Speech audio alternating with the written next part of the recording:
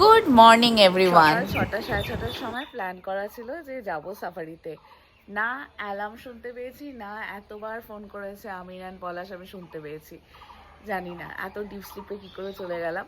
তো মিস হয়ে গেছে, খুবই আফসোস হচ্ছে। তো তাই জন্য আমি মন ভালো করার জন্য একটু আশেপাশটা ঘুরে দেখতে বেরোচ্ছি। লাটাগুড়িতে আমার এটা ছিল ফাইনাল ডে মর্নিং।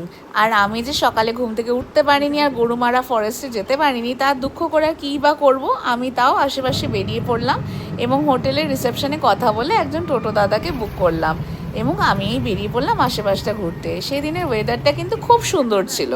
আর আমি এসে গেলাম নেওড়া নদীর ধারে।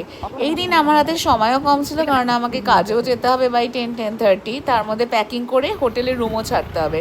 তো আমাকে উনি বললেন যে হাতে কম সময় আছে, তো চলুন নেওড়া নদীর ধারে চলে আসবো। আর এখানে এসে আমার সত্যি খুব ভালো লাগলো। এখানে বর্ষা হলে জলের স্তরটা অনেকটা বেশি বেড়ে যায়।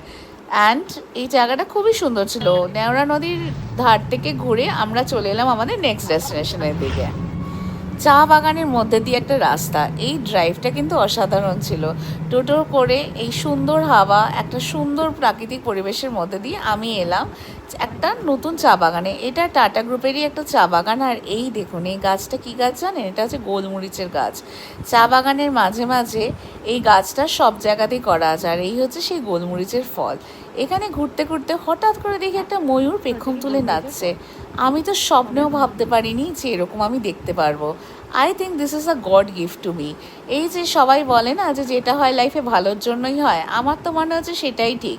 সকালবেলা ঘুম থেকে উঠে যে আমি আজকে গরুমারা ফরেস্টে যেতে পারিনি আর এখানে এসে ময়ূরের ডান্স দেখবো, সেটা তো আমি কখনো ভাবতেই পারিনি। তো it is a god gift to me. যা গিয়ে এখানে আশপাশটা খুব সুন্দর ছিল আর প্রচুর ময়ূরের ডাক, প্রচুর ময়ূর ঘুরে বেড়াচ্ছিল। চা বাগানে আমি অনেক সময় কাটালাম আর মনে হচ্ছিল প্রত্যেকটা হাওয়াকে আমি নিজের মধ্যে স্টোর করে নিই। কারণ কলকাতায় ফিরে গেলে এই সুন্দর স্নিগ্ধ পরিবেশ আর এই সুন্দর নিঃশ্বাস তো আর পাবো না আমি।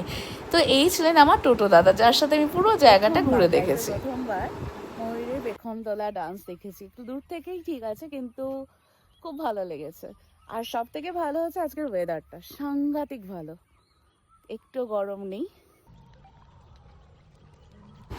এই সুন্দর চা বাগান থেকে আমার না যেতেই ইচ্ছা করছিল না, আর পরিবেশটা এত ভালো ছিল। তো যাক গিয়ে আমাকে তো এমনিও ফিরতে হতো বাড়ি।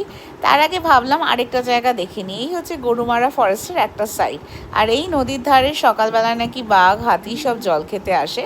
তো আমি এখান থেকে একটু পাথর কুড়িয়ে ফিরে এলাম আমার হোটেলের দিকে।